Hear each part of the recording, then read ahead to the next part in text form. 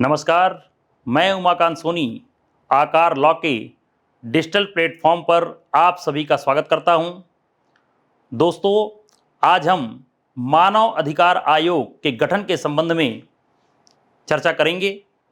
मानव अधिकार आयोग का गठन किस अधिनियम के तहत किया गया, किस सेक्शन में किया गया है, मानव अधिकार आयोग में कितने सदस्य होंगे, अध्यक्ष सहित कितने सदस्य, अध्यक्ष रहित कितने सदस्य, साथ ही साथ उनके सदस्यों की नियुक्ति कौन करेगा, अध्यक्षों की नियुक्ति और सदस्यों की नियुक्ति करने में किसकी सिफारिश ली जाएगी, उनका कार्यकाल क्या होगा, उनकी शक्तियां क्या होगी, इन्हीं कई क्वेश्चनों को लेकर के हम आगे बढ़ते हैं। देखिए, राष्ट्रीय मानव अधिकार आयोग का गठन मानव अधिकार संरक्षण अधिनियम 1993 के अंतर्गत किया गया। किस धारा के अंतर्गत? पहला क्वेश्चन बनता है सेक्शन 3। तो सेक्शन 3 के अंतर्गत इसका गठन किया गया है। राष्ट्रीय मानव अधिकार आयोग का गठन इस अधिनियम की धारा 3 के अंतर्गत और भारत सरकार या केंद्र सरकार द्वारा इसका गठन किया जाता है। राष्ट्रीय मानव अधिकार आयोग और राज्य मानव अधिकार आयोग, दोनों मानव अधिकार आयोग का गठन इस अधिनियम के तहत किया गया। इसके पहले की क्लासों में हमने पढ़ा था कि मानव अधिकार संरक्षण अधिनियम 1993 बनाने का आखिर क्या उद्देश्य था। तो हमने उसमें 3 गठन आप लोगों से डिस्कस किया था: राष्ट्रीय मानव अधिकार आयोग, राज्य मानव अधिकार आयोग और तीसरा मानव अधिकार न्यायालय। राष्ट्रीय स्तर पर राष्ट्रीय मानव अधिकार आयोग, राज्य स्तर पर राज्य मानव अधिकार आयोग और जिला स्तर पर मानव अधिकार न्यायालय। उसी कड़ी में हम आज पहला राष्ट्रीय मानव अधिकार आयोग पढ़ रहे हैं। तो राष्ट्रीय मानव अधिकार आयोग का गठन भारत सरकार द्वारा सेक्शन 3 के अंतर्गत किया जाता है। इसकी संरचना क्या है, किससे मिलकर के बनेंगे? तो इसकी संरचना है, एक अध्यक्ष होगा। एक अध्यक्ष। अध्यक्ष कौन होगा?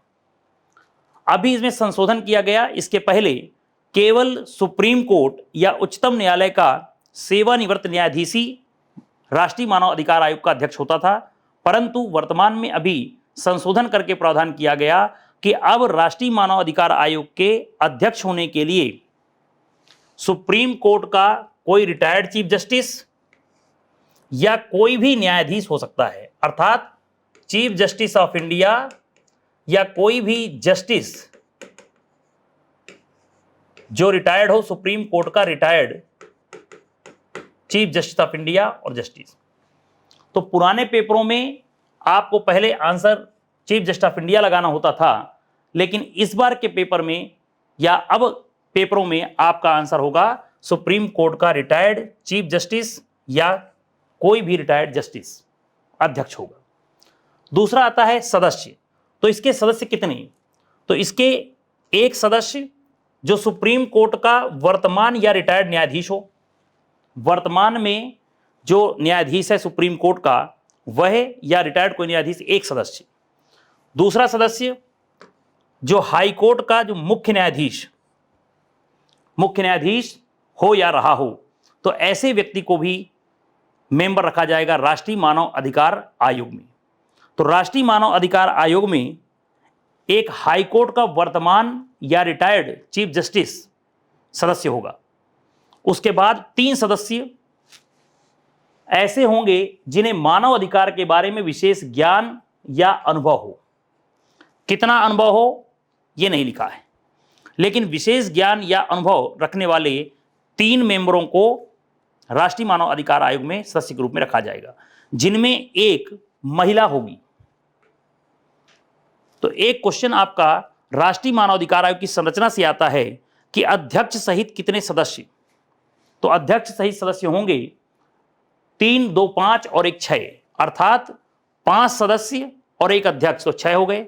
और अध्यक्ष रहित पूछा जाए तो आपका आंसर होगा कि इसके अंदर संरचना में अध्यक्ष रहित सदस्य होंगे केवल 5। ठीक। टोटल कितने मेंबर हो सकते हैं यह हम अभी इसमें नहीं पढ़ रहे। हमने केवल राष्ट्रीय मानव अधिकार आयोग की संरचना के संबंध में पढ़ा है। राष्ट्रीय मानव अधिकार आयोग का जो गठन होता है उसमें कितने सदस्य होंगे? तो टोटल सदस्यों की संख्या 1 अध्यक्ष और 5 सदस्य। उनकी योग्यता भी हमने इसके साथ डिस्कस कर लिया। अब आता है इनकी नियुक्ति कौन करेगा। तो राष्ट्रीय मानव अधिकार आयोग के अध्यक्ष और सदस्यों की नियुक्ति करता है राष्ट्रपति। राष्ट्रपति करेगा कैसे? तो इसके लिए एक होती है सिफारिश समिति। तो सिफारिश समिति की अनुशंसा पर राष्ट्रीय मानव अधिकार आयोग के अध्यक्ष और सदस्यों की नियुक्ति राष्ट्रपति द्वारा की जाती है। अगला क्वेश्चन आता है सिफारिश समिति किससे मिलकर के बनेगी? तो सिफारिश समिति के अध्यक्ष जो होंगे, सिफारिश समिति जो सिफारिश करेगी राष्ट्रीय मानव अधिकार आयोग के अध्यक्ष और सदस्यों की नियुक्ति के लिए, उनका अध्यक्ष प्रधानमंत्री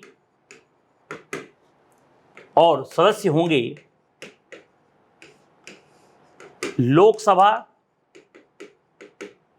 लोकसभा के अध्यक्ष और विपक्ष के नेता, विपक्ष का नेता। साथ ही साथ राज्यसभा का उपसभापति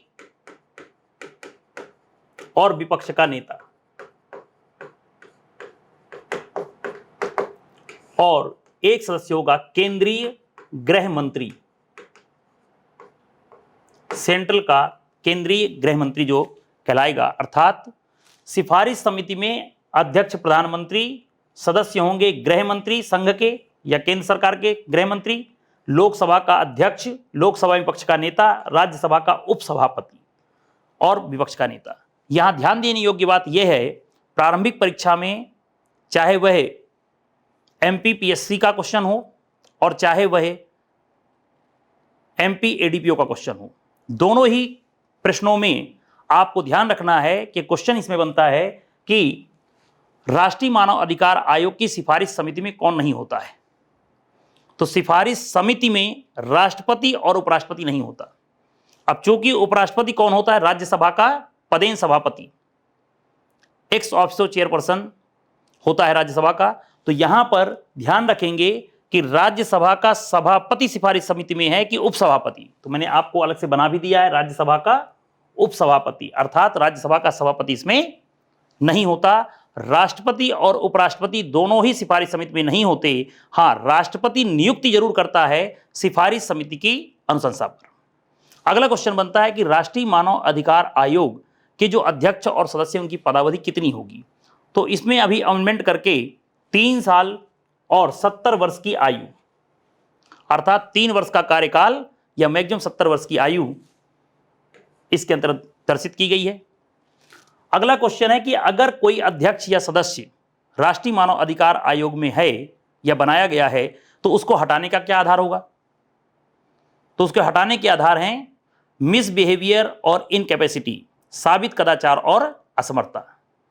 तो साबित कदाचार असमर्थता कैसे साबित होगी? हटाएगा राष्ट्रपति, लेकिन साबित कदाचार असमर्थता साबित होगी राष्ट्रपति के निर्देश पर जब उच्चतम न्यायालय द्वारा जांच की जाए। और सुप्रीम कोर्ट ने राष्ट्रपति के निर्देश पर जब जांच करने के उपरांत यह दर्शित कर दिया हो तो वहां पर साबित कदाचार और असमर्थता के आधार पर राष्ट्रीय मानव अधिकार आयोग के अध्यक्ष और सदस्यों को हटाया जा सकता है। तो एक बहुत महत्वपूर्ण क्वेश्चन यहां तक के आपके बनते हैं, जैसे राष्ट्रीय मानव अधिकार आयोग का गठन, उसमें कितने सदस्य होंगे, संरचना, नियुक्ति, कार्यकाल, हटाने का क्या आधार है?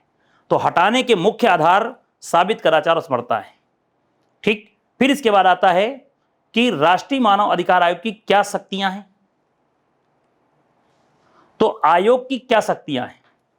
तो इसमें सेक्शन 13 के अंतर्गत राष्ट्रीय मानव अधिकार की शक्तियां बताई गई।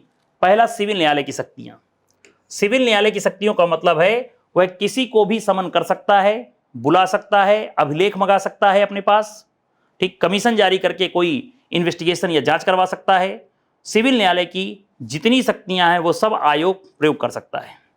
दूसरा, यदि आयोग को पता चलता है कि किसी स्थान विशेष पर या किसी स्थान में मानव अधिकार के उल्लंघन संबंधी कोई सामग्री है, तो ऐसे स्थान में आयोग या राजपत्रित अधिकारी, गजेटेड ऑफिसर, प्रवेश कर सकते हैं और प्रवेश करके वहां मानव अधिकार के उल्लंघन संबंधी प्राप्त की गई सभी संपत्तियों को जब्त या अपगृहित कर सकते हैं। तो एक इसका शक्तियां हो गई प्रवेश करने और अपगृहित। अपगृहित का मतलब जब्त से लगा सकते हैं। तो प्रवेश करने अपगृहित करने की शक्ति है मानव अधिकार के उल्लंघन संबंधित कोई भी वस्तु, कोई भी दस्तावेज, कोई भी अभिलेख। फिर मानव अधिकार आयोग की जो कार्यवाहियां होती हैं, कौन सी कार्यवाही समझी जाएंगी? Judicial proceeding. कहने का मतलब जुडिशियल प्रोसीडिंग में अगर कोई व्यक्ति झूठ बोलता है, मिथ्या साक्ष्य देता है या मिथ्या साक्ष्य गढ़ता है, giving false evidence, fabricating false evidence, अगर मिथ्या साक्ष्य देता और गढ़ता है, न्यायालय के बाहर किसी व्यक्ति ने झूठी साक्ष्य गढ़ा या दिया, तो उसके लिए दंड की मात्रा 3 साल की होती है भारतीय दंड संहिता 1860 की धारा 193 के अंतर्गत। परंतु अगर किसी व्यक्ति ने मिथ्या साक्ष्य दिया या गढ़ा है न्यायालय की कार्यवाही में, तो उसमें दंड की मात्रा भारतीय दंड संहिता की धारा 193 में 7 साल का कारावास है। तो इसी आधार पर हम ये मान के चलेंगे कि अगर किसी व्यक्ति ने मानव अधिकार आयोग के समक्ष की कार्यवाहियों पर झूठ बोला है, मिथ्या साक्ष्य गढ़ा है, तो वहां पर उसको भी दंड की मात्रा कितनी होगी? क्योंकि मानव अधिकार आयोग के समक्ष की कार्यवाहियां न्यायिक कार्यवाही समझी जाती है, तो वहां पर भी झूठ बोलने पर 7 साल का कारावास का प्रावधान किया जाएगा। तो एक क्वेश्चन ये बनता है, मानव अधिकार आयोग की क्या शक्तियां? सिविल न्यायालय की शक्तियां, प्रवेश एवं अपगृहित करने की शक्तियां, अन्वेषण कराने की शक्तियां, न्यायिक कार्यवाही मानी जाएंगी। अर्थात अगर झूठ बोला तो दंड की मात्रा इसमें ज्यादा होगी। ठीक। फिर इसके बाद इसमें एक क्वेश्चन आता है कि भाई मानव अधिकार आयोग कब कार्यवाही करता है, कब कार्यवाही नहीं करता? बहुत अच्छा क्वेश्चन है। तो एक धारा 36 मानव अधिकार संरक्षण अधिनियम की धारा 36 प्रावधान करती है कि मानव अधिकार के उल्लंघन संबंधी कोई भी जांच तभी की जाएगी जब वो 1 वर्ष के भीतर शिकायत किया गया। अगर 1 वर्ष के भीतर आयोग के समक्ष शिकायत की गई है तब तो आयोग उसकी जांच करेगा, अन्यथा नहीं करेगा। और दूसरा, सेक्शन 36 में कहा गया कि कब जांच नहीं, आयोग द्वारा कब जांच नहीं की जाएगी? तो आयोग जांच नहीं करेगा। पहला एक आंसर होता है 1 वर्ष पश्चात की गई शिकायत पर। मानव अधिकार के उल्लंघन के 1 वर्ष पश्चात किए गए उल्लंघन की कोई जांच आयोग नहीं करेगा।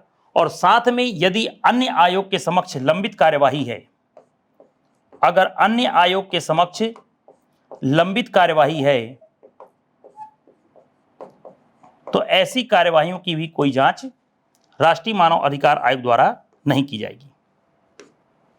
ठीक है। तो अन्य आयोग के समक्ष लंबित कार्यवाही यदि है, जैसे राज्य मानव अधिकार आयोग ने मान लीजिए कार्यवाही कर रहा हो, राष्ट्रीय महिला आयोग कार्यवाही कर रहा हो, तो अब ऐसी कार्यवाहियों के संबंध में यदि राष्ट्रीय मानव अधिकार आयोग में भी शिकायत की गई हो तो वह उसकी कोई जांच नहीं करेगा। एक बात और समझने की है कि अगर न्यायालय में कोई कार्यवाहियां चल रही हों, और मानव अधिकार के उल्लंघन में अपराध भी तो होते हैं, किसी को मारना, पीटना, गाली गलौज करना, ठीक है, उसके पानी पीने के जो साधन है उसको नष्ट भ्रष्ट करना, तो ये सब चीजें भी अपराध की श्रेणी में आती है। मान लीजिए उसका ऑलरेडी कोर्ट में केस चल रहा हो ऐसे मामलों का, तो क्या न्यायिक कार्यवाही में या न्यायालय में लंबित कार्यवाही में भी कोई जांच आयोग कर सकता है? महत्वपूर्ण क्वेश्चन है। तो अगर न्यायिक कार्यवाही है या न्यायालय में ऑलरेडी कोई कार्यवाहियां अभी चल रही हों, तो ऐसी लंबित कार्यवाहियों के संबंध में आयोग द्वारा कोई भी जांच नहीं की जाएंगी जब तक कि न्यायालय ने उसकी अनुमति देना दिया हो। अर्थात हम समझने के लिए समझेंगे कि न्यायालय की अनुमति से ही न्यायालय में लंबित कार्यवाहियों की मानव अधिकार संबंधी जांच आयोग द्वारा की जाएगी, अन्यथा नहीं। ठीक। दूसरा आता है आयोग के जो खर्चे होंगे ये कैसे पूरे होंगे? तो राष्ट्रीय मानव अधिकार आयोग के संबंध में केंद्र सरकार इन्हें अनुदान प्रदान करती है धारा 32 के अंतर्गत। सेक्शन 32 के अंतर्गत केंद्र सरकार, केंद्रीय सरकार अनुदान प्रदान करेगी राष्ट्रीय मानव अधिकार आयोग को, और राज्य मानव अधिकार के संबंध में सेक्शन 33 के अंतर्गत मानव अधिकार आयोग को अनुदान प्रदान किया जाता है। ये आपको ध्यान रखना है। तो प्री या प्रारंभिक परीक्षा के लिए यह बहुत महत्वपूर्ण टॉपिक था। आज हमने मानव अधिकार आयोग के संबंध में, उनका गठन, उनकी संरचना के संबंध में प्रावधान पढ़ा। आगे हम नेक्स्ट वीडियो के साथ मिलते हैं। तब तक के लिए जय हिंद, जय भारत, स्वस्थ रहें, मस्त रहें। Thank you.